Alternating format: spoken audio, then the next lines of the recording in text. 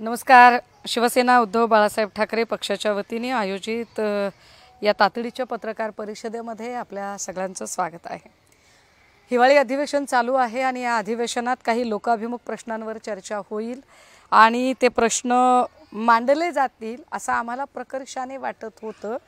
परंतु काही प्रश्न विरोधकांनी मांडण्याचा प्रयत्न केल्यानंतर सुद्धा सत्ताधाऱ्यांनी ज्या पद्धतीने ते प्रश्न गुंडाळण्याचा प्रयत्न केला, या सगळ्यांवरून काल प्रकाश पोहरे यांची कृती ही किती अगतिकतेतून झाली असेल हे आपल्या लक्षात येतं. पण तुर्तास मला जरा ललित पाटील मुद्द्यावरती आपल्या सगळ्यांच्या सोबत चर्चा करायची आहे. ललित पाटील प्रकरण हे पहिल्या दिवसापासून आम्ही लावून धरलं होतं आणि आम्ही वारंवार असं सांगतोय की पक्षीय राजकारणाच्या पलीकडे जाऊन या संपूर्ण प्रकरणाकडे गांभीर्यानं बघितलं जावं. महाराष्ट्रातली संपूर्ण तरुणाई ड्रग्जमुक्त व्हावी यासाठी हा प्रयत्न आहे. ललित पाटील प्रकरणावर काय कारवाई झाली या संबंधाने 2 दिवसांपूर्वी तारांकित प्रश्न काही आमदारांनी मिळून विचारला होता. या प्रश्नाचं उत्तर देताना सन्माननीय उपमुख्यमंत्री देवेंद्रजी यांनी धादांत खोटी माहिती सभागृहाला दिली, हे फार विशेष आहे. याच प्रश्नाच्या संबंधाने पुन्हा चर्चा होताना फडणवीस साहेब अजून काहीतरी वेगळी माहिती देत आहेत, मात्र ते सभागृहाला भरकटवण्याचा प्रयत्न करत आहेत का असा आमचा आरोप आहे आणि म्हणून ही पत्रकार परिषद. देवेंद्रजींनी ललित पाटील प्रकरणाचे खरं तर 2 भाग व्हायला हवेत. 2 महिन्यापूर्वी या प्रकरणावर बोलत असताना ते असं म्हणाले होते की सगळा नेक्सस बाहेर येईल. तो कोणता नेक्सस होता तो अजूनही बाहेर आलेला नाही किंवा त्या नेक्ससच्या संदर्भाने त्यांनी सभागृहात सुद्धा कुठलीही माहिती सांगितलेली नाही. सभागृहात ते जे बोलत होते ते आंतरराष्ट्रीय पातळीवर, राष्ट्रीय पातळीवर नार्को कशी घ्यायची असते, नार्कोसाठी कुठल्या परमिशन, असं थातूर मातूर आणि उडवा उडवीची गोलमटोल उत्तरं ते देत होते, ज्या उत्तरांनी आम्ही अजिबात समाधानी नाही आहोत. मुळात देवेंद्रजींनी जी उत्तरं देणं अपेक्षित होतं त्यात या संपूर्ण प्रकरणाचे 2 एपिसोड होणं गरजेचं आहे. एपिसोड क्रमांक 1, ललित पाटील कोणत्या गुन्ह्यासाठी अटक झाला होता आणि तो गुन्हा ज्या नाशिकमध्ये घडला त्या नाशिकमध्ये त्या गुन्ह्यासाठी त्याला कोण कोण मदत करत होतं, ललित पाटील कुणाच्या राजकीय आशीर्वादाने नाशिकमध्ये एवढं सगळं रॅकेट चालवत होता याची माहिती देवेंद्रजींनी सभागृहाला अजिबात दिलेली नाही. ती माहिती समोर येणं फार गरजेचं होतं. ललित पाटीलला तिथून पुढे आणण्यात आलं ससून हॉस्पिटलमध्ये. यावर त्यांनी असं म्हटलं की ललित पाटील हा शिवसेनेचाच पदाधिकारी होता, शिवसेना उद्धव बाळासाहेब ठाकरे पक्षाचा. मी पुन्हा एकदा सांगितलं पाहिजे की देवेंद्रजी धादांत खोटं बोलत आहेत, कारण ललित पाटील हा कधीही आमच्या पक्षाचा पदाधिकारी नव्हता. एक. दुसरं बाब अशी की जर त्याचा फोटो आमच्याकडे मातोश्रीवर दिसतही असेल, तो आहे, आम्ही नाकारत नाही, परंतु एखादी व्यक्ती जेव्हा मातोश्रीवर येते तेव्हा त्या जिल्ह्याच्या जिल्हा प्रमुख किंवा त्या जिल्ह्यातला जो पक्षाचा मोठा नेता असतो त्या नेत्यामुळे त्याला तो गेट पास मिळतो. जसे की मी आठवण करून दिली पाहिजे, अनिल जयसिंगानीचा मातोश्रीवर प्रवेश कसा, तर अनिल जयसिंगानी ज्या फोटोत दिसतात त्याच फोटोमध्ये आताचे मुख्यमंत्री आणि तत्कालीन आमच्या पक्षामध्ये असणारे श्री एकनाथ शिंदेजी त्यांच्यासोबत दिसतात. म्हणजेच ठाण्यावरून अनिल जयसिंगानीला मातोश्रीपर्यंत आणण्यासाठी एकनाथ शिंदे साहेब कारणीभूत होते. अगदी त्याच पद्धतीने ललित पाटील मातोश्रीवर ज्या फोटोमध्ये दिसतो त्याच फोटोमध्ये श्री दादा भुसे दिसतात. म्हणजेच दादा भुसेंनी ललित पाटीलला मातोश्रीवर आणले होते, हे स्पष्ट आहे. आता मुद्दा क्रमांक 3, ललित पाटील प्रकरणामध्ये माहिती देताना देवेंद्रजी असं म्हणाले की तेव्हाच त्याला का बरं माहिती त्याच्यावरती का कारवाई केली गेली नाही, लगेचच PCR संपला, MCR केला गेला वगैरे वगैरे माहिती. कदाचित टेक्निकल भाषा लोकांना कळत नाही, लोकांना एवढंच कळतं की देवेंद्रजी शांतपणे बोलत आहेत, पण देवेंद्रजी शांतपणे अत्यंत खोटं बोलत आहेत हे लोकांच्या लक्षात येत नाही. कारण त्या सगळ्या प्रकरणात खरं तर मला इथे सभापती महोदया असणाऱ्या त्या खुर्चीबद्दल मला प्रचंड आदर आहे, पण त्या खुर्चीतली व्यक्ती किती पक्षपातीपणाने वागू शकते याचं मला आश्चर्य वाटतं. नीलम गोरे यांनी पक्षीय राजकारणाच्या पलीकडे जाऊन सभापती पद म्हणजे न्यायाधीशाचे पद असते, या खुर्चीवर बसल्यानंतर त्यांनी अत्यंत स्पष्टपणे आणि स्पेसिफिक माहिती मागणं अपेक्षित होतं की ललित पाटील प्रकरणामध्ये कुणाच्या आशीर्वादाने नाशिकमध्ये हा गुन्हा घडत होता याची माहिती सभागृहाला आपण द्यावी हे नीलम गोरेंनी सांगणे अपेक्षित होते। नीलम गोरेंनी असे कुठलेही निर्देश दिले नाही। उलट नीलम गोरे असं म्हणाल्या की तिकडे कोणी जाऊन आला असेल तर त्यांनी माहिती द्यावी। तिकडे म्हणजे ससून हॉस्पिटलला कोणी जाऊन आले असेल तर। नीलम गोरे या पुण्यात राहतात, काय त्यांना पुण्यातली माहिती नाही का? पुण्यामध्ये ठीक आहे मी सभागृहाच्या बाहेर आहे, पण ललित पाटील प्रकरणात माझ्यासोबतच इतक्या ताकदीने हा मुद्दा लावून धरणारे काँग्रेसचे आमदार रवींद्र धंगेकर त्या सभागृहात होते। नीलम गोरे यांनी रवींद्र धंगेकर यांना सभागृहामध्ये आपण हे प्रकरण लावून धरलेलं आहे, आपण हा मुद्दा लावून धरलेला आहे, आपण याच्या संबंधाने बोलावं असं का निर्देश दिले नाही? म्हणजे जाणीवपूर्वक या प्रकरणावर पडदा पडावा असाच प्रयत्न सरकार पक्ष आणि सगळ्या लोकांनी केला का? याचं उत्तर दिलं पाहिजे। दुसरं असं की तो आमच्या पक्षाचा पदाधिकारी होता म्हणून वगैरे वगैरे।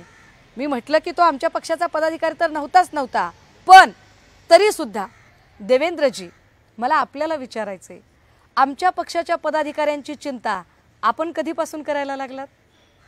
कारण आमच्या पक्षात असणारे रवींद्र वायकरजी असतील, किशोरीताई पेडणेकर असतील किंवा आत्ता आपण नाशिकवरूनच ज्यांना अटक केली ते अद्वै हिरेजी असतील, यांच्यावर तर आपण कुठली दयामाया दाखवली नाही। मग ललित पाटीलवर दयामाया का दाखवली? कदाचित जशा भावना गवळी आपल्याला गिवअप केलं, प्रताप सरनाईकांनी गिवअप केलं किंवा ज्या पद्धतीने यशवंत जाधवांनी आपल्याकडे गिवअप केलं, ज्या पद्धतीने राहुल कनालने आपल्याकडे गिवअप केलं, त्याच पद्धतीने ललित पाटील भाजपमध्ये येणार आहे अशी पूर्वसूचना पूर्व माहिती त्याने दिली म्हणून तुम्ही त्याला स्पेअर करताय का? हे एक्सक्यूज करण्याचं कारण कसं असू शकतं देवेंद्रजी की तो तुमचा आमचा पदाधिकारी येऊन मेहरबानी करताय का? मग आधीच्या लोकांवर का मेहरबानी केली नाही मग तुम्ही? त्यामुळे कर्तव्यापासून असे पळ काढू नका। देवेंद्रजींना आमची विनंती असेल, आपण संबंध राज्याचे गृहमंत्री आहात, आपण एका पक्षाचे गृहमंत्री नाही आहात, एका राज्याचे गृहमंत्री असल्यासारखी आपण सभागृहामध्ये माहिती द्यायला हवी। जरा पुढच्या मुद्द्याकडे येते। आज डॉक्टर मरसाळे यांना जामीन झालाय ललित पाटील प्रकरणात। एकीकडे 2 दिवसापूर्वी सभागृहामध्ये आमच्या पक्षाचे उपनेते आमदार श्रीयुत सचिन भाऊ आहिर यांनी डॉक्टर मरसाळे, देवकाते, संजीव ठाकूर या सगळ्या लोकांच्या नार्कोची मागणी केली। आपण त्या नार्कोबद्दल लिहिणार आहात, हायकोर्टाकडेही अर्ज करणार आहात असं म्हणालात देवेंद्रजी, परंतु त्याच डॉक्टर मरसाळेंना जामीन मिळतो हे कसे शक्य आहे? म्हणजे एरवी छोट्या छोट्या गुन्ह्यावरून लोकांना लवकर जामीन मिळत नाही, एवढ्या गंभीर प्रकरणामध्ये ज्या अर्थी डॉक्टर मरसाळेंना जामीन मिळतो त्या अर्थी डॉक्टर मरसाळे यांची केस जाणीवपूर्वक कमकुवत केली जाते का? डॉक्टर मरसाळे यांच्या केस पेपरमध्ये आयओ अर्थात इन्व्हेस्टिगेशन ऑफिसरने जी माहिती मांडायला हवी ती माहिती जाणीवपूर्वक कच्चे दुवे ठेवून केली जाते का? बर, त्याच्या पुढे अजून एक, श्रीमान देवेंद्र फडणवीस साहेब, आपण या राज्याचे गृहमंत्री म्हणून आणि या राज्याचे उपमुख्यमंत्री म्हणून ललित पाटीलच्या प्रश्नाला उत्तर देताना आपण अत्यंत गोलमटोल पद्धतीने बोललात। अशाच गोलमटोल पद्धतीने आपल्याला आठवत असेल तर मागील अधिवेशनात आपण अनिल जयसिंघानी प्रकरणातही बोलला होतात। अनिल जयसिंघानी आणि अनिक्षा जयसिंघानी प्रकरणात आपण अत्यंत साळसूदपणे सांगितले होते की माझी पत्नी अमृता हीच धमकावले गेले। देवेंद्रजी, आमचा साधा प्रश्न असतो, जर गृहमंत्री असणाऱ्या व्यक्तीची पत्नीच या राज्यात सुरक्षित नसेल तर अशा गृहमंत्र्यांच्या नेतृत्वाखाली राज्यातली जनता सुरक्षित राहील का? या प्रश्नाचे उत्तर आपल्याकडे काय आहे? पण तरीही आपण असं म्हणाला 2 दिवसांपूर्वी की डॉक्टर संजीव ठाकूर याच्यावर कारवाई केलेली आहे। देवेंद्रजी, आपण धादांत खोटं बोललेलं आहात। आपण इतकी खोटी माहिती सभागृहाला कशी काय देऊ शकता? सभापती महोदयांना आमची विनंती असेल, आम्ही सभागृहाच्या बाहेर आहोत, हवं तर आम्ही सामान्य नागरिक म्हणून आमचं म्हणणं विचारात घ्या। एकाच पक्षाची री ओढून ठेवू नये, जशी राहुल नार्वेकर साहेब री ओढतात तशी आपण री ओढू नये। माझ्यावर हक्कभंगाचा गुन्हा दाखल करायचा असेल तर त्या सुद्धा नीलम गोरे खुशाल करू शकतात, कारण नीलम गोरे तितक्या पक्षपाती वागू शकतात याचा मला अंदाज आहे। परंतु इतकी खोटारडी माहिती सभागृहाला देणाऱ्या देवेंद्रजींच्यासाठी कुठला गुन्हा नीलम गोरे आणि बाकी सगळी मंडळी दाखल करणार आहेत याचं उत्तर एकदा दिलं पाहिजे। कारण देवेंद्र फडणवीस असं म्हणाले की संजीव ठाकूरवर आम्ही कारवाई केलेली आहे। मी महाराष्ट्राच्या जनतेला या संपूर्ण माध्यमांच्या वतीने सांगितले पाहिजे की आत्ता ज्यांनी सूत्र हातात घेतलेली आहेत, ससूनचे डीन म्हणून डॉक्टर विनायक काळे आणि डॉक्टर संजीव ठाकूर या दोघांचा मॅटमध्ये वाद चालू होता।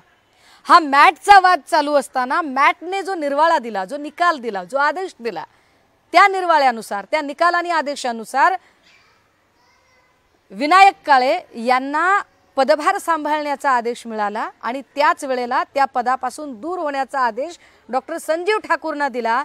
यामध्ये ललित पाटीलशी संबंधित कारवाईचा कुठे संबंध येतो? ललित पाटीलशी संबंधित कारवाई म्हणून तुम्ही अशी काय कारवाई केली संजीव ठाकूरवर? डीन पदावरून ते बाजूला झाले, ते मॅटच्या निकालामुळे झालेत। फडणवीस साहेब ते तुमच्यामुळे अजिबात बाजूला झालेले नाहीत, हे कृपया आपण नीट जरा समजून घ्या। जे काही घडलं त्याच्यामध्ये तुम्ही संजीव ठाकूरला आत्तापर्यंत कुठलीही कारवाई केली नाही, तुम्ही साधं त्यांचं सस्पेन्शन केलेलं नाहीये। ज्या डीन संजीव ठाकूरच्या अधिपत्याखाली तिथे वॉर्ड नंबर 16 मध्ये त्याला कोजी चेअर मिळत होती, त्याला सिगरेट विझवण्यासाठी ॲस्ट्रे मिळत होता, तो बाहेर शॉपिंगला वगैरे जाऊ शकत होता, एक जबाबदार अधिकारी म्हणून त्याने ही सगळी माहिती पोलिसांना सांगणे अपेक्षित होते, ती माहिती का पोहोचवली गेली नाही? कुठला आजार होता यावर उत्तर देताना देवेंद्रजी आपण सभागृहात असं म्हणालात की तो दरवेळेला आजार बदलत होता। देवेंद्रजी, तो दरवेळेला आजार बदलत होता हे मागच्या 10 महिन्यात सत्ता कुणाची होती? मागच्या 10 महिन्यात तर सत्ता तुमचीच होती। मागच्या 10 महिन्यात तर गृहमंत्री तुम्हीच होतात। बरं, या उपर तुमचं असं म्हणणं आहे की त्याच्या आधी त्याचा पीसीआरच्या ऐवजी त्याचा एमसीआरच केला गेला, तत्कालीन गृहमंत्र्यांनी का बोलले नाही? कृष्णप्रसाद, मी नाव जरा विसरते, कृष्णप्रकाश यांनी तो अहवाल वगैरे ह्या सगळ्या गोष्टींवर आपण बोललात। देवेंद्रजी, आपण विसरताय का? त्यावेळेला गृह खात्याचा अधिभार जो सांभाळलेला होता तो आयुष्यमान वळसे पाटील साहेबांनी सांभाळलेला होता। वळसे पाटील साहेब आपल्याच सोबत आता सरकार पक्षामध्ये आहेत। आम्हाला वळसे पाटलांबद्दल प्रचंड आदर आहे, वळसे पाटील काही चुकीचं करतील असं वाटत नाही, पण जर चुकीचं झाले असं तुम्हाला वाटत असेल तर तत्कालीन गृहमंत्री म्हणून वळसे पाटलांना त्याच सभागृहात आपण प्रश्न का विचारत नाही? म्हणजे आपण घुमून फिरून ज्या लोकांपर्यंत पोहोचू इच्छित आहे, मुळात आपण माहिती किती लपवून ठेवताय याचा आपल्याला कल्पना आहे का? अजून एक गोष्ट, देवेंद्र भाऊ, आम्ही एक व्हिडिओ पोस्ट केला होता, ज्या व्हिडिओमध्ये सांगितलं होतं की कारागृहाच्या बाजूलाच कैद्यांना कसली तरी पाकिटं पुरवली जात आहेत। त्यात स्पष्टपणे 2 पोलीस ऑफिसर दिसत होते। आधी तुमच्या भक्तुल्यांनी नेहमीप्रमाणे हा व्हिडिओ मुळात पुण्यातला नाही असं म्हटलं, नंतर म्हटलं की हा व्हिडिओ 10 वर्षापूर्वीचा आहे। आपल्याच पोलीस खात्याने सांगितलं की हा व्हिडिओ 23 सप्टेंबर 2023चा आणि येरवडा जेलच्या बाजूच्या रोडवरचाच आहे। आता 2 प्रश्न निर्माण होतात की बाजूच्याच रोडवर एवढी मोठी कारवाई करण्याची ही हिम्मत पोलीस अधिकाऱ्यांमध्ये कशी काय येते? हे जे 2 पोलीस अधिकारी आहेत ते कोण आहेत? हे जेव्हा आम्ही मागच्या भेटीमध्ये सीपी रितेश कुमार यांना विचारले तेव्हा त्यांनी असं सांगितलं की त्यातला एक पोलीस अधिकारी नाथा भरत काळे आणि दुसरा पोलीस अधिकारी सुरेश अमित जाधव। नाथा भरत काळे आणि सुरेश अमित जाधव हे दोनही पोलीस अधिकारी जे त्या पोलीस व्हॅनच्या सोबत होते, कैद्यांच्या व्हॅनच्या सोबत होते, हे दोघेही ललित पाटील प्रकरणाशी संबंधित होते। हे स्वतः सीपींनी मान्य केले आणि 311 अंतर्गत कारवाई करत डायरेक्ट डिसमिस ऑर्डर काढून त्यांना अरेस्ट केली। आता प्रश्न असा निर्माण होतो देवेंद्र साहेब की जेल रोडच्या बाजूलाच एवढी मोठी घटना घडली, याचा अर्थ वरिष्ठ अधिकाऱ्यांच्या आशीर्वादाशिवाय हे घडत नाही। मग कारागृह निरीक्षक आणि कारागृह महानिरीक्षक यांच्यावर आपण काय कारवाई केली?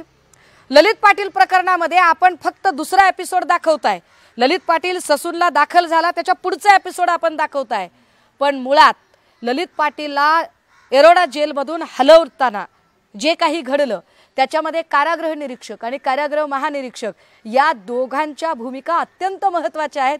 त्या भूमिकांवर आपलं काय म्हणणं आहे, आपण काय चौकशी केली आहे त्यांची? कारागृह निरीक्षक महानिरीक्षक यांच्या देखरेखीखाली त्यांच्याच बाजूच्या रोड लगत अशी कैद्यांना पाकिटं का पुरवली जाऊ शकतात? कैद्यांकडे अचानक मोबाईल आढळतात, कैद्यांकडे अनेक वस्तू आढळतात, याच्यामध्ये जेलच्या अधिकाऱ्यांचा काहीच संबंध येत नाही का? यावर आपलं काय म्हणणं आहे? गृहमंत्री आपण त्याच्यावर काय आपण भूमिका घेतलेली आहे? आता अजून एक प्रश्न, शेवटचा प्रश्न, काय होतंय ना देवेंद्रजी, तुमची जी बार्किंग ब्रिगेड आहे ना ती अभ्यास करत नाही आणि त्यामुळे ना ते स्वतः फसतात। त्यावर एक फार चांगलं सुभाषित आहे, अभ्यासे सहित प्रकट व्हावे, नाहीतरी झाकोनी असावे, प्रकट होऊनही नसावे बरे नव्हे। नितेश राणेंनी आमच्या नाशिकमधल्या एका पदाधिकाऱ्याचा फोटो आज झळकवला सभागृहामध्ये। तो फोटो झळकवताना त्यांनी सांगितलं की बघा बघा दाऊदच्या नातेवाईकाच्या लग्नात हा फोटो आहे। बरोबर आहे। आता ही सगळी माणसं, तो जो काय तो सलीम कुत्ता काय त्याचं, तो फोटो काढायला तिथपर्यंत गेला, कसा काय गेला, मी जरा त्याच्या आधीची एक पार्श्वभूमी सांगितली पाहिजे। सुधाकर बडगुजर हे आंदोलनात होते, विजया रहाटकर यांची एक सभा उधळायची होती आणि त्या आंदोलनानंतर ते जेलमध्येही गेलेले होते। पण तुम्ही जो फोटो तुमच्या नितेश राणेंनी दाखवला ना, त्या फोटोची जरा माहिती दिली पाहिजे। ऍक्च्युली हा जो काही व्हिडिओ आहे, हा व्हिडिओ किंवा ते जे फोटो दाखवले ते 2 वर्षांपूर्वीचे दाखवले। त्या 2 वर्षातला फक्त एक फोटो जो आहे तो नितेश राणेंनी दाखवला। अख्खा पिक्चर मी दाखवायला तयार आहे। त्या क्षणाची महत्त्वाची ब्रेकिंग न्यूज आपण बघतोय। दाऊदच्या नात्यातील लग्नामध्ये पोलीस आणि नेत्यांची मांदियाळी दिसून आली आहे। लग्नाला गेलेल्या पोलीस वराड्यांची आता चौकशी होणार आहे। नाशिकच्या स्थानिक नेत्यांनी देखील तिथल्या पंक्तीला जी दावत होती त्याला हजेरी लावली आहे। जलसंपदा मंत्री गिरीश महाजनांनी या लग्नाला हजेरी लावली आहे। तर 8 पोलीस अधिकारी आयबीच्या रडारवर असल्याचं कळत आहे। वराडी पोलिसांची चौकशी आता होणार आहे, पण राजकारणी मात्र यामध्ये बोकाट आहे। छायाचित्रांमध्ये आपण बघतोय ते 3 चेहरे बीजेपीचे नेते आहेत। एक आहेत पालकमंत्री आणि राज्याचे मंत्री गिरीश महाजन, दुसरे आहेत नाशिकमधले भाजपचे नेते विक्रांत चांदवडकर आणि तिसरे आहेत भाजपचे आमदार। आणि मी जरा पुन्हा एकदा ही नावं ऐकवणार आहे, ती नावं आधी सांगते। नितेश राणेंनी जे फोटो झळकवले ना, आमचा पदाधिकारी जर दोषी असेल तर निश्चित त्याच्यावरही कारवाई व्हावी, पण यामध्ये जे 3 महत्त्वाची नावं आहेत त्यात आहेत नाशिकचे पालकमंत्री गिरीश महाजन, दुसरे आहेत विक्रांत चांदवडकर, तिसरे आहेत बाळासाहेब सानप जे एकाच फ्रेममध्ये दिसतात। याच पार्टीत पुढे देवयानी फरांदे सुद्धा दिसतात। मी अख्खा व्हिडिओ माध्यमांनाही देईल, पुन्हा एकदा बघा। छायाचित्रांमध्ये आपण बघतोय ते 3 चेहरे बीजेपीचे नेते आहेत। एक आहेत पालकमंत्री आणि राज्याचे मंत्री गिरीश महाजन, दुसरे आहेत नाशिकमधले भाजपचे नेते विक्रांत चांदवडकर आणि तिसरे आहेत भाजपचे आमदार आणि भाजपचे शहराध्यक्ष बाळासाहेब सानप। अजून पुढे कोण आहे ते दाखवायचं असेल तर हे बघा चेहरे। एक नजर टाकूया त्यामध्ये नेते आणि पोलीस मंडळी कोण कोण होते बघा। यामध्ये जी नाव आहेत ती अंडरवर्ल्ड डॉन दाऊदची दूरची नातलग असलेल्या मुलीचं लग्न होतं आणि लग्नाला पोलीस नेत्यांची हजेरी होती। लग्नाला 6 ते 7 पोलीस त्याचबरोबर इतरही काही अधिकारी हजर असल्याची माहिती या ठिकाणी मिळते आहे आणि दाऊद कनेक्शनमुळे आता त्यांची ही चौकशी होणार आहे। निमंत्रण मिळाल्यामुळे मंत्री गिरीश महाजन लग्नाला उपस्थित होते, पण महाजनांची चौकशी मात्र केली जाणार नाहीये। हे फार विशेष आहे। 2 वर्षापूर्वी या रिपोर्टमधून महाजनांचे नाव वगळले गेले, हे ऑन एअर बातमीत दिसते। ही बातमी एबीपी माझावर आहे, ही बातमी लोकमतला आहे, ही बातमी झीला आहे, ही बातमी सगळ्या चॅनलला आहे। स्पष्टपणे त्याच्यात बातमी देणारा सांगत आहे की गिरीश महाजनांचे नाव याच्यातनं वगळले जाईल। याचा अर्थ काय? लग्नाला उपस्थित होते, पण महाजनांची चौकशी मात्र केली जाणार नाहीये। दाऊद कनेक्शनमुळे मला वाटतं नितेश राणे हा व्हिडिओ बघत असतील। लग्न प्रकरणाच्या चौकशीचे आता चौकशी करण्याचे आदेश देण्यात आलेले, तर गिरीश महाजनांशी बातचीत आणि इतर संबंधितांशी बोलण्याचा या ठिकाणी प्रयत्न झालाय। आता माझा प्रश्न असा आहे की ठीक आहे, आमचा एखादा पदाधिकारी त्या बिचाऱ्याकडे इतकी हायटेक यंत्रणा नसेल, त्याला माहिती नसेल, तो कुणाच्या तरी सोबत लग्नाला गेला असेल, काय जे असेल ते असेल, पण गिरीश महाजनांकडे तर हायटेक यंत्रणा असेल ना। गिरीश महाजनांकडे आयबी वगैरे सगळे लोक असतील ना। गिरीश महाजनांना का कुणी सांगितलं नाही की त्या लग्नाला जायचे की नाही जायचे? बाळासाहेब सानप असतील, विकांत चांदवडकर असतील, देवयानी फरांदे असतील, गिरीश महाजन असतील, ही सगळी लोक तिथे गेली होती, यावर नितेश राणे काही बोलणार आहेत का? त्यामुळे तुम्ही नुसता फोटो दाखवता, मी अख्खा पिक्चर दाखवते म्हटलं ना, अख्खा व्हिडिओ दाखवते। मला वाटतं देवेंद्र भाऊ या सगळ्या गोष्टींची माहिती जरा आपण घ्याल, पक्षीय राजकारणाच्या पलीकडे जाऊन विचार करा। आम्ही पुन्हा पुन्हा सांगतोय, याच्यात कुणीही दोषी असेल तर त्याला सोडलं जाऊ नये, मात्र काहीतरी थातूरमातूर उत्तर देऊन झटकण्याचा प्रयत्न करू नका। संजीव ठाकूरवर तुम्ही अजूनही कुठलीही कारवाई केलेली नाही। संजीव ठाकूरवरची कारवाई ही कम्प्लिटली मॅटमुळे झालेली कारवाई आहे। तुम्हाला जर ती कारवाई करायची असेल तर अजूनही तुम्ही संजीव ठाकूरला का वाचवताय, त्याला अजून पोलिसांनी ताब्यात का घेतलं नाही, डिसमिस ऑर्डर का निघाली नाही, या प्रश्नाचं उत्तर मिळालेलं नाही। दुसरा महत्त्वाचा प्रश्न, कारागृह निरीक्षक आणि कारागृह महानिरीक्षक यांना चौकशीच्या फेऱ्यात अजूनही का घेतलं गेलेलं नाही। तिसरं, डॉक्टर मरसाळेंचा जामीन होतो, याचा अर्थ इन्व्हेस्टिगेशन ऑफिसर ने जाणीवपूर्वक कच्चे दुवे ठेवलेले आहेत का, हे कच्चे दुवे कुणाला वाचवण्यासाठी ठेवलेत, या सगळ्याच प्रश्नांची उत्तरं मला वाटतं सन्माननीय उपमुख्यमंत्री आणि गृहमंत्री देवेंद्रजी देतील। थँक्यू। तुम्ही जो फोटो दाखवलाय ना, नितेश राणेंनी जो विधानसभेत दाखवला, तो नेमकं प्रकरण काय आहे 2 वर्षापूर्वीचं, त्याबद्दल थोडीशी माहिती सविस्तर सांगा, कारण त्यात पालकमंत्री, तत्कालीन पालकमंत्री दिसत आहेत, सत्तेत भाजप सरकार होतं आणि ती पार्टी नेमकं कुणाचं होतं काय? आमदार देवयानी फरांदे याच्यामध्ये मी याचा फक्त आवाज म्यूट करते मला बघण्यासाठी म्हणून। याच्यामध्ये आमदार देवयानी फरांदे, आमदार बाळासाहेब सानप, आमदार सीमा हिरे, पालकमंत्री गिरीश महाजन, विकांत चांदवडकर असे सगळे लोक दिसतात। ही एका लग्नाच्या हळदीची की लग्नाची पार्टी आहे आणि या पार्टीला नाशिकचे सगळे लहान थोर सगळ्या प्रकारचे नेते, विशेषतः सगळे पोलीस अधिकारी याला उपस्थित होते। यातलाच एक फोटो आमच्या नाशिकच्या पदाधिकाऱ्यांचा फोटो दाखवत नितेश राणेंनी सुतावरून स्वर्ग गाठायचा प्रयत्न केला, पण कदाचित नितेश राणेंना माहिती नसावं की हा फोटो झळकवल्यावर ते किती जोरात तोंडघशी पडणार होते ते। त्यामुळे मी हा व्हिडिओ आता दाखवला की यामध्ये पालकमंत्री गिरीश महाजन, विकांत चांदवडकर, बाळासाहेब सानप, देवयानी फरांदे, सीमा हिरे हे सगळे लोक काय करतायत याचं उत्तर एकदा या सगळ्या लोकांनी द्यायला हवं। हा, अजून एक, आता SITचा जो विषय निघाला, तुम्ही SIT कुणाकुणाच्या करता? म्हणजे आदित्यजींच्या संबंधाने दिशा सालियान प्रकरणातली स्वतः CBIने क्लोजर रिपोर्ट दिला, क्लीन चिट दिली, CBIने सांगितलं की हा अपघाती मृत्यू होता। अगदी त्याच वेळेला दिशा सालियानच्या आईने सुद्धा सांगितलं की माझ्या लेकीचा अपघाती मृत्यू होता, तिच्या मृत्यूचं राजकारण करू नये, तरी सुद्धा निव्वळ आणि निव्वळ सूडबुद्धीने उद्या धारावीचा मोर्चा निघणार आहे।